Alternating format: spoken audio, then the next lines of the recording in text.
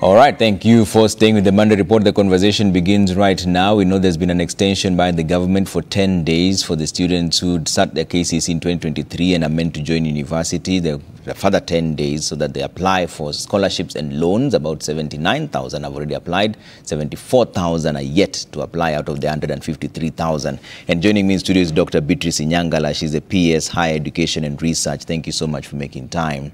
Also, FCPA Charles Ringera is here. He's the CEO, Higher Education Loans Board. Thank you very much for making time. We're still waiting for Kennedy Achesa, who's a lecturer. As soon as he comes in, we'll drop him into the discussion, but the conversation starts right now. PS, before we get into the funding model, what is the position of the ministry on the standoff at the University of Nairobi over the leadership there? As a ministry, we have delegated our powers to the chairman and members of the council. And so they are the employers, and they're the ones who lead with policy direction. And we have every confidence in our council members that they'll provide the right direction for the transition at the University of Nairobi. There was a statement from Professor Kiyama that he wrote to you saying that the council chair is obstructing his duty. Did he write that letter to you, and what was your response? He copied me on a notice, yes. And what was your response? It was a notice. Yeah. He just notified me on the day of the council meeting. Are you concerned that the wrangles there look like they're going to taint the university's image? Is that a concern from the ministry? Nairobi University is resilient. And yes, we have been concerned, and at every turn of the moment, we have been available to offer solutions. Okay. Yeah. So you're happy with what is happening right now in terms of the solutions that have been given? I said we have delegated authority to the council, not only the council of the University of Nairobi, but all other councils, okay, of universities, public universities in Kenya, and they have the mandate to provide strategic leadership, yeah, and policy direction. Including Kenyatta University, where similar wrangles are happening. I'm not aware of any wrangles at Kenyatta University, but as I said before, we have complete confidence in our councils. All right, let's talk about the funding now, PS. And the statement you wrote earlier on indicates that 79,000 have yet to apply, and 74,000 have already applied. Is it because of the many bottlenecks, in your view, when it comes to application for the scholarships and loans? There are no bottlenecks in the applications for scholarships and loans. However, there has been a lot of disinformation and misinformation about the program cost and how it relates to the fees that the parents will pay. There is the program cost, like for medicine, 612,000. Like for Bachelor of Arts, 122,400. That is the program cost. But then parents will only pay a small portion of this program cost. So for example, the very vulnerable, children from very vulnerable backgrounds, no child will pay more than 30,600 a year. And that is for medicine. A student who is studying a Bachelor of Arts will pay 6,120 in a whole year. So that means in a semester, the student will pay 3,060. And the second semester, 3,060. Education has never been more affordable. And that's why we are happy to be here, Trevor, to debunk this misinformation and disinformation, and to affirm to Kenyans, to parents, and to students that with the support provided by the government through loans and scholarships, university education has never been more affordable. Okay. Let me bring in the CEO on this and FCPA Ringera. PS says there are no bottlenecks. But even from the complaints online right now, the students are saying some of us don't have IDs and therefore we cannot apply. What is this? Why couldn't you use even the index numbers then? if some of them, you know, like right now, almost half cannot apply because they don't have IDs? Thank you, Trevor. I'm not sure that it's more than half who can't apply because they don't have IDs. It's your figures that said only 79,000 have applied, 74,000 are yet to apply. Because the process is going on. Even as the PS announced those numbers, we have seen growth by about 2,000 since morning when it was announced. So that report continues, and that's the normal thing that we normally see within any application cycle. And that is why, as funding agencies, we open it for a long period of time, of course, timing the date of the universities when they are opening. The first university is opening around mid of this month, and that is where you start seeing a lot of activity in terms of opening. In fact, from an historical perspective, we are doing much better than we did last year. The throughput is coming in much faster than what we did last year. Now, as a PSC is about disinformation and misinformation, that is yet another one. Remember the mantra of this new funding model, leaving nobody behind. And that is what government has lived up to. Nobody is going to be left behind, whether you have the ID or you don't have the ID. How are they supposed to apply without the ID number? With the index numbers. Is that valid? Because the people are sending me feedback right now saying that they can't apply. They can apply. They don't have an ID. They can apply. And out of the 17,000 that you mentioned earlier, I have about 30,000 index numbers only, without IDs. So there couldn't be other challenges of such a person who is trying to apply, and that is why we have done a lot of support system across the country, whether it is through our Huduma centers, whether it is through the contact centers or funding agencies, which guide people on how to be able to clear the issue of index numbers in case there's a bottleneck that has come in. And of course, our teams are on the ground trying to support those students. Any day that universities are opening, 2 weeks ago, Kimathi University was opening, and we are actually on-ground activations so that then we can be able to solve those challenges on the ground. Okay. Yes. PS, you mentioned something about the fees, and parents were sending us messages here saying they get exorbitant fee structures from the university. Are you saying that despite the fact that they get the fee structure, that's not what they're supposed to pay? But how are they supposed to know how much they will pay? I want to assure parents, guardians, and students that what universities have communicated is the full cost of the program.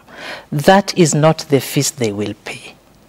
Once the students have completed the applications and submitted to us, we shall process these applications, we shall establish their level of need, and the most vulnerable, those in Band 1, will get 95% government support. And that is why, as I said before, for a student from a vulnerable background in Band 1 undertaking a BA program, they will not pay more than 6,000 shillings a year.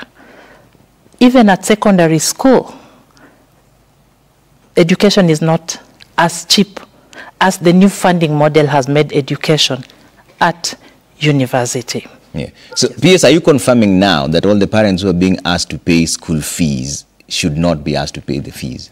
I am confirming that they should not pay fees until we have categorized the students according to their level of need in the different bands, and then informed them on the level of support that the government will provide.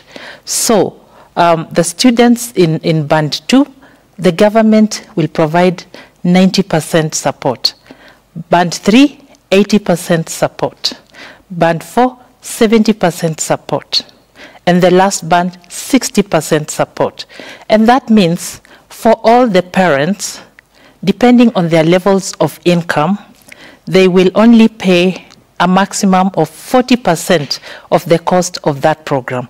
And that is for the parents who are earning quite a bit, more than 200,000.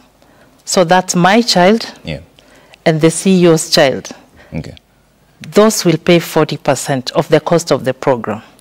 So if it is medicine, for example, we are talking about 244,000 for the 2 semesters. So one semester, 120,000, and another semester, 120,000. Surely CEOs can afford that. But for a child from a disadvantaged background, I want to emphasize, it is 30,000. 15,000 semester 1, 15,000 semester 2, and that is the highest, the highest. For a course like Bachelor of Education, the parent would pay 12,240. So that means 6,000 semester 1, 6,000 semester 2.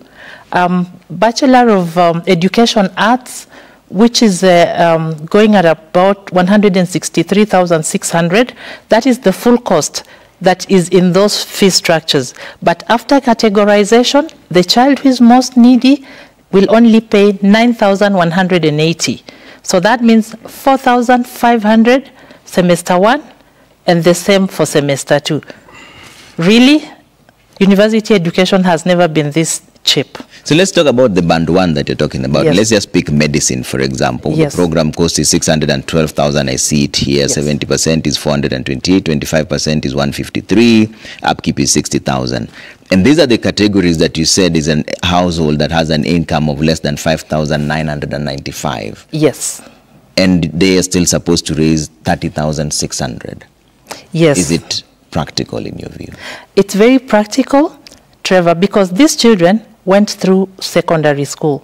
The cheapest secondary school fees was 40,000. Then we had the day schools, which are free, but ideally then they pay something for uniform and for lunch. But then again, we have the CDF that provides bursaries. We also have, family contributions.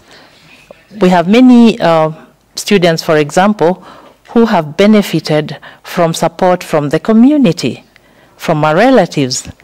I, for example, I'm paying fees for quite a number of children. And so we are saying this burden of the full cost of education has to be shared between parents and government, between present and future generations. And so for the present, it's government and households. And for the future, it is these children after they have completed education and gotten jobs.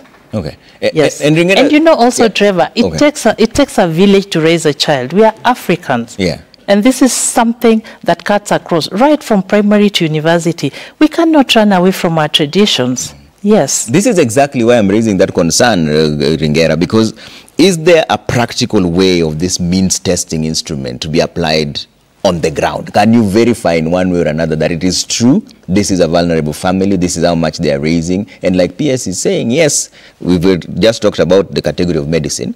That vulnerable family that earns 5,600 is expected to pay 30,600. But is there a way that you can tell that even that cannot be raised? Because somebody can underdeclare.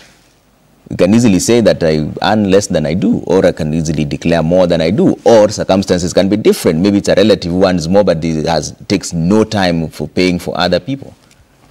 And that is why we are very meticulous in terms of data collection. Asking the applicants, where do you come from, who is your father, who is your mother? And then we have got validators, which we have connected to various government agencies that point towards the correct, accurate. We don't rely on the self-declared income.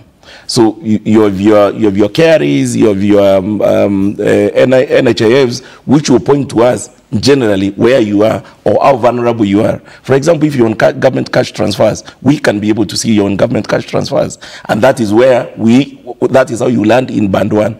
But there's something the PS has said. Apart from that 30,600, remember we are giving this child an upkeep loan of 60,000 per year. So even if things become very difficult, that we are not able to get even to the county or any other support from the CDFs, already the first 30,000 you have a way of actually settling it, and then you can be able, or you can wait to see what you do in terms of your upkeep. Now, the funding agencies raise money from government, from the national treasury. CDFs raise money from the national treasury. County government raise the bursary monies from the national treasury.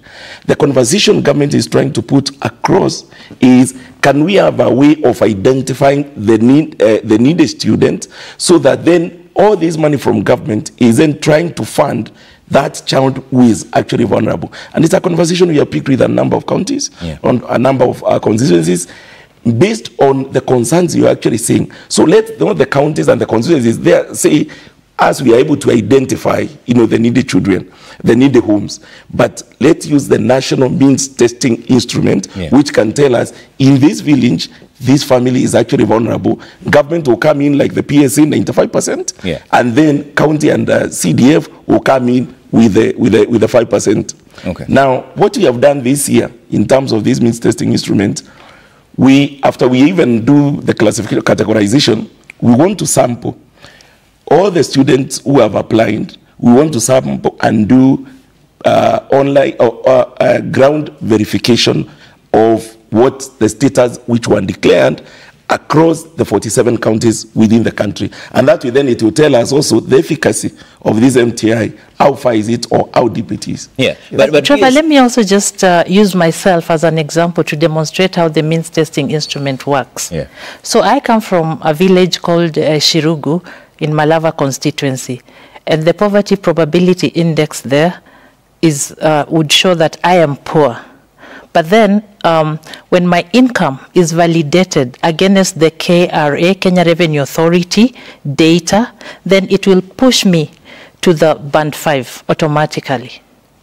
So I'm looking at band 5 Yes. CS, and that's the high income earners. Yes. I noticed that you capped their earnings at 600,000 and above. And band 1, which is the extremely needy, their cap was at 5,995.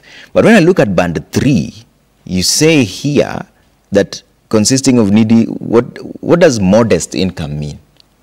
Because that's the only part. You only describe band 1 at 5,600 and 5,995, and band 5 at 600,000 and above. In between here, band 3, you say modest income. What is that? No, actually, band 1 would be 5,995 and below. Then the next band would be a maximum of 23,670. The third band would be between 23,670 to 70,000. And then the next band would be 70,000 to 119,000. Then the final band, which is band 5, would be 120,000 and above.